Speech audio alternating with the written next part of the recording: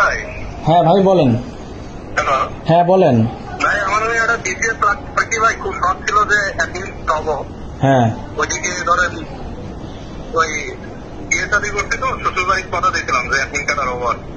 তো শ্বশুর আমার টাকা দিবে, 10 লাখ টাকা দিবে, আমি আরো কিছু টাকা পয়সা দিতে আসতাম। আপনি কি আমার একটু বানাই পারবেন নাকি আপনি? বিসিএস কি আমার বাবার নাকি? বিসিএস কি আমার বাবার সম্পত্তি না পিএসসি আমার বাবার?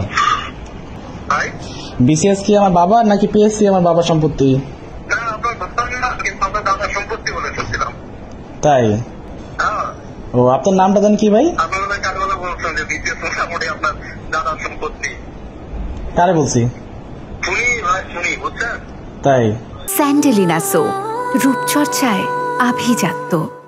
যাই করেন শেখ হাসিনা বাংলাদেশ এই সমস্ত কথাবার্তা বুঝছেন। একটা অভিযোগ করেন থানায়, যে একটা লিখিত অভিযোগ করেন আমার নামে, ঠিক আছে? তথ্য প্রমাণ নিয়ে একটা অভিযোগ করা লাগবে না ভাই, অভিযোগ করার আগেই অভিযোগের কাজ ভরে যাবে ইনশাল্লাহ। হ্যাঁ তাই? হ্যাঁ বাপের তো দাদা থাকে ভাই। হ্যাঁ হ্যাঁ আচ্ছা আচ্ছা